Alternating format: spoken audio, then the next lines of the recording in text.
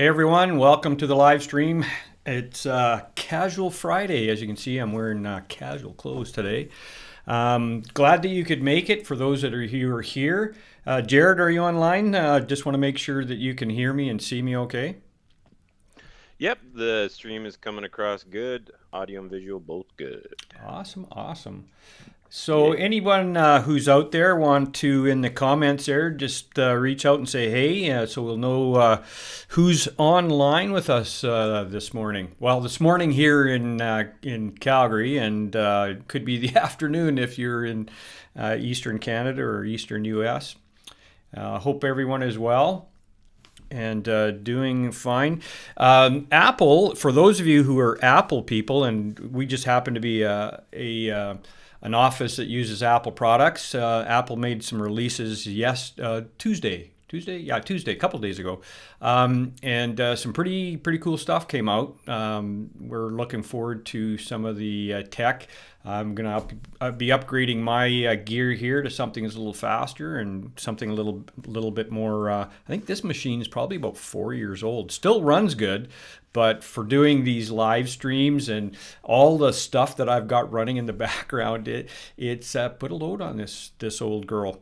Anyways, we're going to be going through a couple of different things. This is an Admin 101 part two. For those of you who don't know me, I'm Gary Robillard. I'll be your guide, your host, whatever you want to call me today. And we'll be going through a few tips and tricks with ACT with regards to data cleanup. So we did a data cleanup. Oh man, I can't remember now if this was at the end of 2021 or right at the beginning of 2022. We did a part one of this. This is part two. We're going to be showing you how to merge duplicate contacts. We're going to show you how to do some email verification, and we're going to talk about organizing your documents. Those seem to be some big ones, and when we go and assess people's computers and technology and what they've got and how they're doing things. These are some of the things that surface up, cleaning up your database and, having duplicates and having old email addresses or don't have email addresses, that sort of stuff. And then documents is always a big one. It's amazing with documents how much time is spent searching for, trying to find documents, and because we tend to stick them all over the place. And I didn't realize this till I did some work years ago when we developed our product called File Manager. I didn't realize how much time was spent. I went on to some different sites looking at statistics of lost hours, man hours, or female hours, woman hours, lost hours. Let's put it that way. We won't be gender specific. Lost hours. They used the term man hours, not me. It was amazing how many hours. It was like 100 over the course of a year. On an average, it was about 156 hours were lost in a year searching for, trying to find, replicating documents that you just couldn't find because I'll just stick it here and I'll come back later and put it in the right place. So we're going to talk a little bit about that. All right, let's get into it. Let's change screens here. All right, Jared, can you see my screen okay? Yep, the screen is coming across good. Awesome. All right. So let's go through here. Again, I'm using I haven't built. I am going to build another demo database. We're going to do it in a different virtual machine, and we're going to do a whole different layout and that sort of stuff, so we can switch between the two. Because I think some people are getting a little bored of using the advisor template. We like it because we can do lots of stuff. But what we're going to do is we're going to create another demo machine that has different things on here, different add-ons that we've got, different components that we've built. And maybe just a little bit different vantage point for those who are in a different field of work. Anyways, we're going to be using this today. And so first of all, one of the best practices you can do when you are entering data into ACT is make sure you go and check to see if that contact is there first. And if the contact's not there, go see if the company exists there. Because if the company exists, then you may just do a duplicate record. And if you go and search for the person, they're already in there. That's kind of a best practice before you actually, when you start entering data into ACT. That will mitigate our first thing that we want to do, which is merge duplicates. And it happens. Sometimes it happens where we have duplicate contacts, especially when you have staff churn and new people come in and they're going to enter stuff in and they kind of don't know the best practices. They just go and enter somebody in as opposed to going to look to see if that person exists already and then going from there. So we're not going to actually go through the best practice of entering data. We're going to be just talking about today how to do duplicates. So first of all, we need to search to see if there is duplicates. So on the Tools drop-down menu, if you go down to, where are you? Scan for duplicates. There you are. Scan for duplicates right there. So when you click on Scan for duplicates, it gives you 3 different field criteria that you can use to do a search. So you can drill down based on 3 fields. One of the best ones to use, and this only works if people have the same email address in there, or actually have an email address in there, is email address. So I'm just going to do a quick search on email. Well, actually, let's change this. I'm going to go contact first. We're going to change this around here.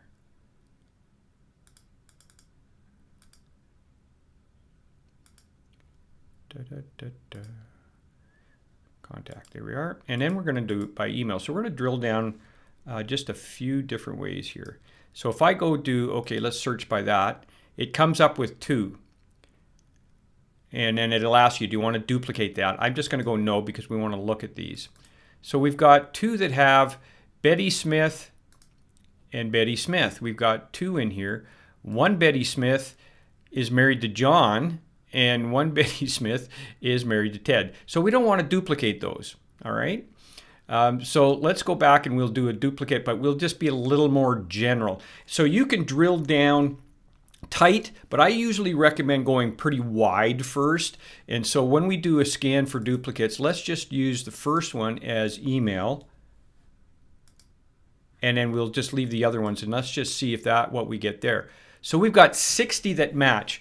Well, okay, 60 that match. Well, anything that's got blank, that's a match. And so it's actually pulled those ones together. So we really don't want to see those ones. So let's just sort it again by email. There we go. There we got a bunch of matches. So we're just going to highlight these.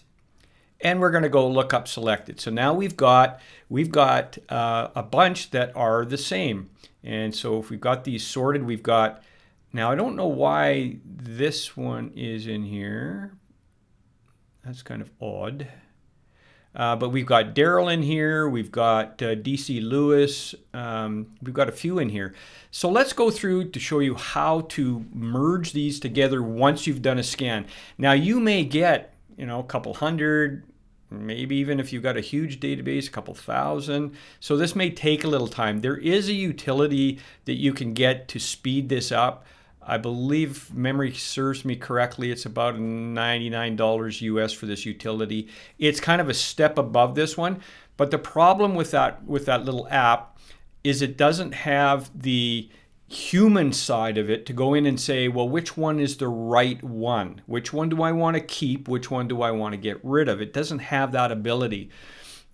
And so you want to be careful if you want to go outside of the native one in ACT with some of the others, which we've tried, is that it doesn't have the logic that a human would have to be able to determine, oh, I want to keep this one because this one has the right address, or I want to keep this one because of whatever that is.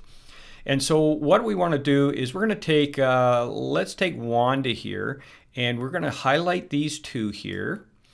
And so once you've done your search, you've got your list, pick 2 that are the same, then go up to Tools again, and just below Scan for Duplicates, you'll see Copy, Move, Contact Data. And I'm not sure why that popped up, but we're going to press OK anyway. All right, so when you're merging, you're going to have a source, And the source is going to be the one we end up deleting, and the target is the one where we're going to move this information from the source over to the target and then keep the target, remove the source. So up here it's saying which one do you want to do, copy contacts from 1 to 2 or from 2 to 1. And so a quick scan down, you'll see that this is pretty much identical. Well, it's because I duplicated it. But there is one difference. This one's got the middle initial. This one does not have a middle initial. So what I'm going to do is I'm just going to flip this around. And so now you'll see Wanda S. Hayward and then Wanda Hayward here. So when we go through, we can say, okay, yeah, this is the one I want to keep. This is the target. This is the one I want to delete. And now I'm going to go next. And so now I can scan through here and just see if there are any fields that are missing on one or the other. And I would want to copy them from one side to the other. So if this had the phone number was different, I could actually say, okay, copy the phone number from this one over to this one just by clicking the copy button. But everything is pretty much identical here. I should actually, let me just cancel this for a sec. And we're going to change, and we're going to add in mobile number 403-555-1515. Save that. Go back to our list. Grab these two tools. And we're going to go copy move. And I don't know why we get that, but that's okay. Next. And so now we've got Wanda S here. So we're going to do the same thing. We're going to flip that. And now when we scan through, we should have a mobile number on one. Let's get down to M.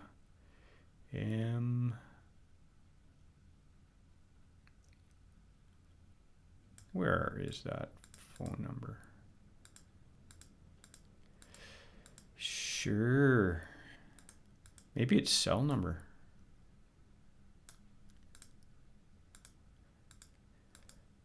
Thanks for being patient with me. It's not there. Where the heck is it? Oh, there it is. It was hidden. Direct line. Oh, no, that's not it. Some people's direct line is their cell phone. So yeah, that's true. Usually. Yeah, that's true. Oh, here it is. Oh, we got it backwards. Okay, so I actually put it in the wrong one. All right, so this is what it would go. It would actually, you'd go over here, and let's just say we're going to copy this one. And we're going to actually move these over to here. We're going to keep this particular one for whatever reason. We're going to copy this one. So now it says Wanda S. And then, where did we find that? Do you remember where that was, Jared? Where was that? Come on. Oh, there we are. There it is right there, mobile phone. And so we're going to copy this one over. There it is right there. All right, so now we've got everything that we want from the source over to the target. We're going to keep the target. The source is then going to end up being deleted. But there's a couple more steps. So when we go next, it's going to copy over all of the stuff that's checked off here, which you want. You want any opportunities, activities, documents, custom table records. Now, the only thing that it doesn't copy, and I need to maybe if you're writing notes down, write this down, highlight it, underline it, whatever. It does not copy any marketing automation history. So what I mean by that is if you're using Act Marketing Automation, you're sending out email campaigns and you've got a big long track of stuff that you've been tracking underneath that client, that's one table that it doesn't move over. So if you've got two records and you've sent email campaigns off to both of them, you're going to lose that because it's a table that has not connected. I have not yet. We just found this out last week. I have not reached out to ACT yet and let them know about this, but we'll be doing that shortly and letting them know that that's one table with the custom tables, that it's not moving the data over. So I will be letting them know. But just so you're aware that if you're moving, if your source has a bunch of stuff in ACT Marketing Automation, and I'll show you where that's located, it's not going to come across over to the target record. So when I go next, and then it's going to say, yes, I want to delete the source. Go next, and go yes, and finish. And now we only have one record. Now, what I was going to show you here, and let me just bring this record out. It's just doing its little thing here in the background. Give it a sec. There we go. What I was talking about is this campaign results information. This is where the marketing automation, when you send out email blasts for that specific person, they're all listed here. So what happens is anything that's in here on the source will get lost. It won't, the source information will not move over to the target contact record, anything that's in here. So that may be something to consider when you're actually merging two records together and you're using the ACT marketing automation. All right, hopefully that makes sense and hopefully that helps. It can take a little while to do, and so it's one of those things maybe you want to chip away at and do so many a day if you've got lots. But first thing to do is go and do a scan, find out how many you've got duplicates, start working from there. You can do it two ways. You can do it, I usually do it by email first, see what I've got there, then I'll do it by contact record or the contact name, and then I'll do it by that. Sometimes you can drill down deeper than that if you find you've got lots in there and you want to kind of delineate that down a bit, go ahead and do that. All right, our next thing is email verification. So email verification, what that means is I don't know how many of you are aware of what they call CASL. It's a Canadian anti-spam legislation. And what it basically says is if you've not had contact with a customer, and it's a gray area, anywhere from, let's say, 6 months to a year, you're supposed to get permission to send email blasts out to them. Now, not so much for just sending regular Outlook email, just saying, hey, how you doing, that sort of stuff. It's more for the marketing side of this, but it's really good to do a kind of a cleanup of your database every once in a while, especially if you're doing any kind of email blasts out. And that could be doing a mail merge email blast where you're using Outlook to send it out, but you're doing a mail merge to send it out, or you're actually using the ACT marketing automation. And we're coming up here to about a year now. I think it was April, if memory serves me correctly, April, when they introduced that anybody that renewed their ACT subscription would get the AMA Basic. So if you are an ACT user and you have renewed your ACT subscription from, I think it was sometime April to now, you have basic ACT marketing automation. It's the free one, 2,500 email sends a month. It's pretty slick and it works really well. And so it's something that you want to do. And prior to that is before you want to send stuff out, you want to make sure you're sending out to an audience. You don't want a bunch of bounce backs and that sort of stuff.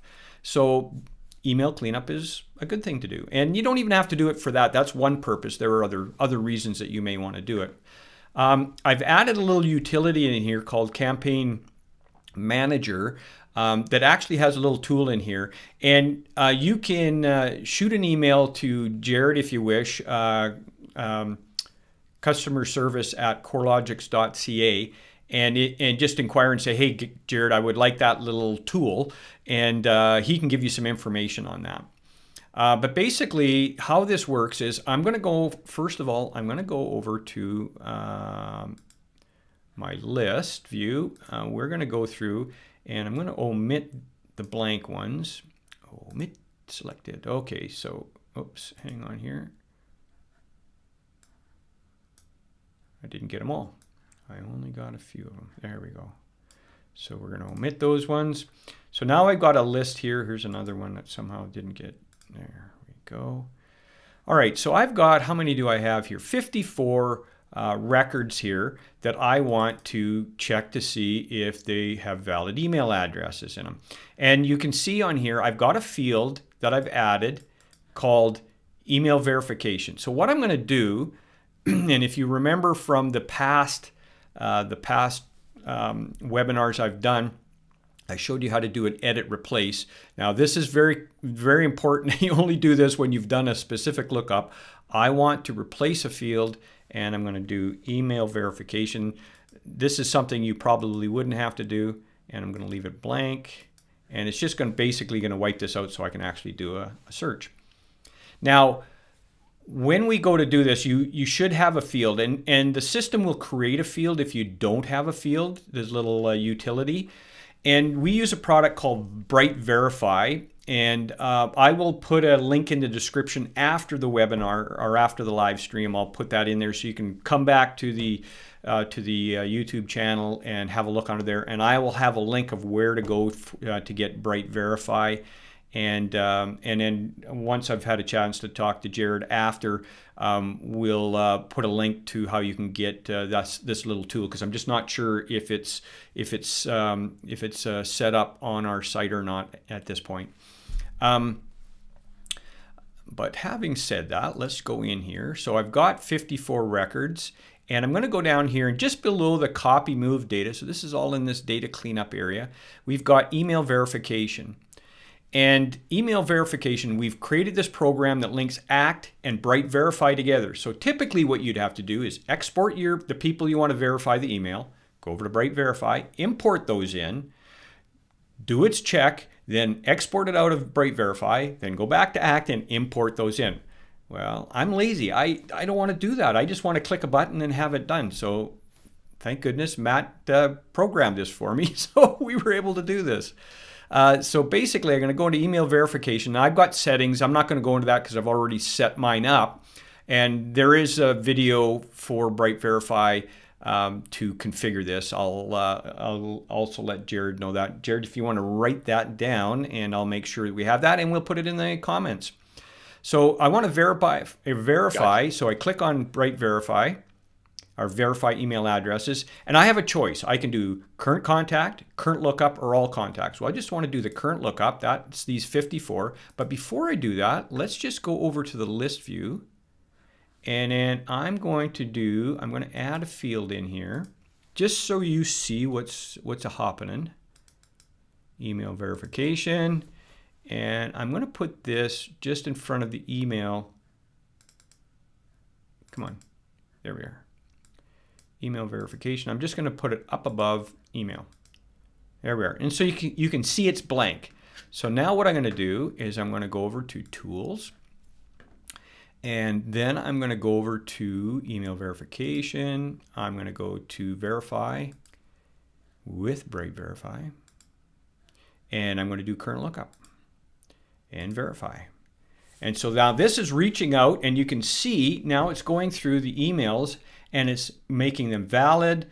And I'm not going to go into the details of what does invalid or valid, unknown, and accept all. There's a little, actually I'll put a description on that in there as well. I'll kind of explain it, but there's a better explanation right from the Bright Verify site.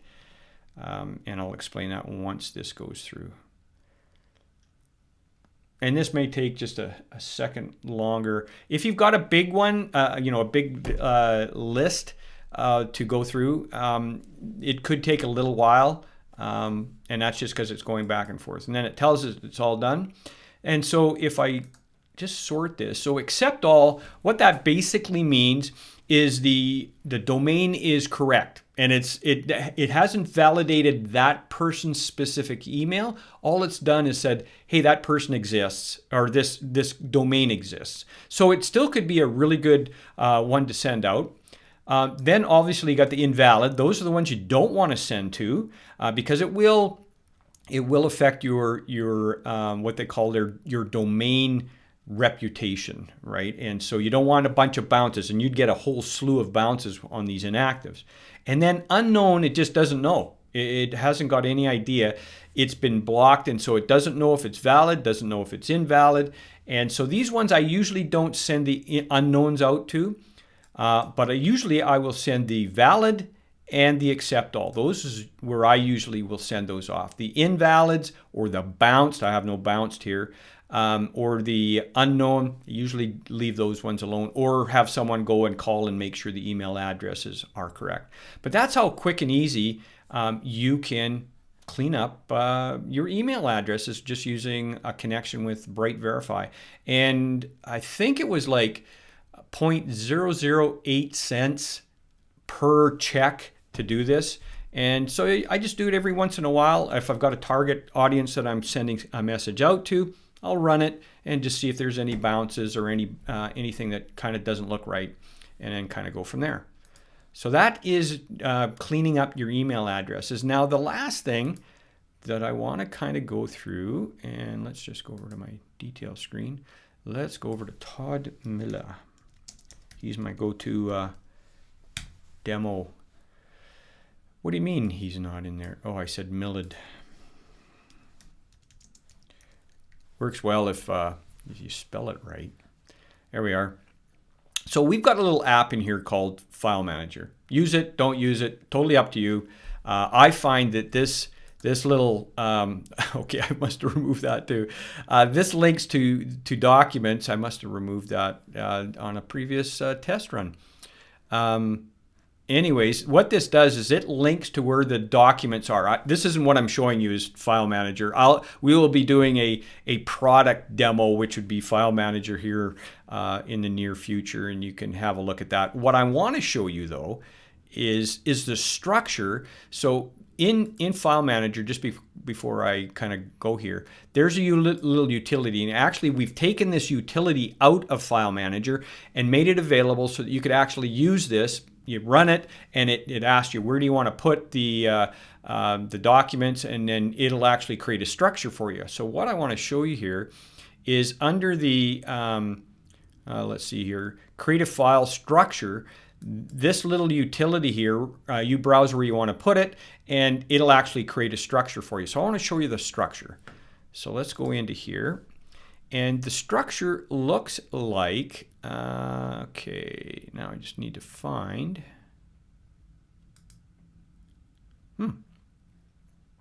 this is not connected to where I was thinking I wanted to connect it to. That's okay. We're going to actually create a structure right here. We're going to create a folder, and we're going to call this shared,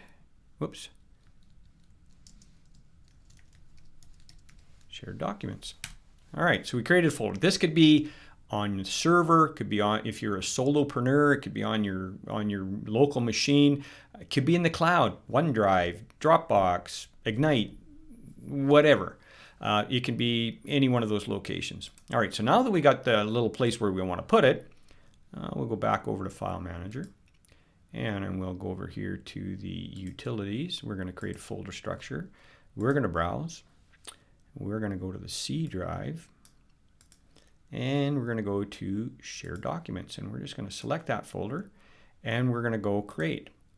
And then it says File Manager structure successfully has created the file structure. I don't want to go any further than that because it's kind of a wizard and it wants to set up the rest, so I'm just going to X out of that, and we're not going to do that either. But what we want to do is we want to go look at the structure that this has just created. So shared documents. What it's going to do, it's going to set up 4 pillars or 4 silos of document storage for you. And you can manipulate this any way you want. We did 3 years of research prior to actually building File Manager back in, I think it was 2010, 2009, 2010, somewhere in there. And this is what we came up with, as opposed to using some sort of proprietary filing structure where you decide you don't want to use their services anymore, and now getting access to your documents is like pulling teeth. It's a real challenge. So this is your structure. You put it wherever you want. And you've got these 4 silos. So basically administration, and you can add folders to it, remove folders, stuff that's not pertinent to you. This is just a template structure. Do what you want with it. But you've got accounting. You can go into accounting and have some structure in there. You've got HR, IT, legal, whatever. Then we're going to go over here to marketing. And this is great. How many times you go and try to find, hey, where's our logo? Well, go into marketing. It's in marketing, and then we go to graphics, and then you can have a folder for logos or whatever you want. So marketing is a great one. You've got pictures, presentations, recordings, social media, website info, whatever you want to stick in there. But now when people go to save stuff, they know where to save it. There's an actual location. Operations. So this is where you could have customer vendor files, projects, whatever you want to have in operations. This is where we put our customer files. And this could be customer/vendor files. So we set up a structure from A to Z, or if you're in the US, A to Z. And then if they're numbered companies or what have you, you can have them there. And basically go in there, and then all of the client files would be there in that particular folder. So this is a great way of managing. So this part here is really the only thing that File Manager accesses, because this is where all the documents are. But for all of the other stuff, like standard operating, well, let's go back. We got standard operating procedures for operations. We'll go into sales. Maybe you've got a document library. You've got sales plans, processes. You've got a sales training library. It could be videos or what have you. But this gives you a structure to organize your documents. I've seen so many times where people would say, hey, yeah, we've got our documents really managed well. They're really clean. You go in there and it is nasty, like seriously nasty. There are client files in multiple locations as opposed to one place where you go and find the client files. Anybody new coming in, it's just confusing as all get out. And this creates some sort of symmetry and accessibility for everybody, so they just know where to put stuff. So hopefully this really helps as far as organizing how you want to manage your documents. All right, so let's any questions? Hey Natalie, how you doing? Good to see you on the stream here. There's Natalie. Hey. We got some cool tools here. Hey, and the tools we're using now, we're going to be upping the game here. We've got some really cool stuff coming down the road here. I should mention also, anybody who has any questions on this, please go ahead and put them in the comments. If you're shy, and I know there are some people out there that are shy, you can always email myself or Jared. And Jared is at customer service at corelogix.ca, and I'm at Gary at corelogix.ca, and so you can reach out to us and let us know if you have any questions. I'd also like to know if there are other things you'd like to see on our Casual Fridays. We have next Thursday, I believe it is, we have a webinar. Now, we won't be sending out invitations for the webinar until Monday, just so you are aware. We'll be sending that out on Monday, and I'm not giving you any kind of hint of what that's going to be, so you'll have to tune in or watch your email for the new one coming out. We've got finally able to listen. There we go. We got my good friend Kay and Dana at Gasonic. Good to have you in. Tell you, we're going to actually have Kay from Gasonic. We're going to have him and if Dana feels brave, have them in on our live stream. We're going to be doing a live stream. One of our Casual Fridays is we're going to have Kay in to talk about air quality in our office buildings. Kay is an amazing guy, and we're gonna interview Kay. I'm not sure if we talked about that, Kay, but hopefully you remember the conversation that we talked about that. Anyways, any other questions out there before we wrap up for the day? We've kind of done our 30 minutes. Sometimes we go over, sometimes we don't. But we're sure glad that you were able to spend a little bit of time with us. Hopefully this information has helped. And again, if you like what you've seen here and you like our little Casual Fridays things, please subscribe to the channel. That helps us out. Check it off that you like the video or the live stream. All of this stuff helps. This is we're not doing this to make money. This is just to help everybody out. And it takes a bunch of time to put all this together. So we're just super grateful that you're here, and we just want to reach out and share what we know with you. And any questions that you have, again, I know I'm beating this bush because we haven't had a lot of response. People saying, "Hey, could you show us this, or could you go through that?" Throw it at us. We'll go through it. So any other questions or comments before we wrap up?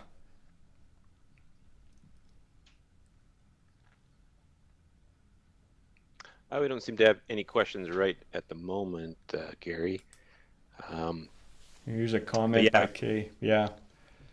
Anything If there's to any make... particular things people want to go over, that feel free to write us or even email us questions about products or things that we go over in the live stream. We'll be happy to answer them. Good. Do some spring cleanup. Actually, that's actually a good title for one of our webinars, spring cleanup. Yeah, thanks, Susan. That's actually a good handle to put up there. Spring cleaning. In fact, I think Kay from Gasonic is planning some spring cleaning tips and tricks for those of you who have office buildings and stuff like that. So maybe we should have him on sooner than later to talk about spring cleaning, and then we can talk about spring cleaning. Get the cobwebs out of your ACT database. We've talked about a little bit of data cleanup, but maybe we need to do a full webinar on a full spring cleaning. What's best practices for people who move? What happens if somebody is no longer at the company, and who replaced that person? We haven't talked about stuff like that, and maybe we need to kind of discuss some of those things as well. Anyways, thanks very much for showing up for the webinar. Hopefully this has been helpful. Hopefully you've got some benefit out of this. Look forward to talking to you next week. Look forward to the email for our webinar next week, and we'll go from there. So from all of us here to all of you out there, have a great rest of your day and have an awesome weekend.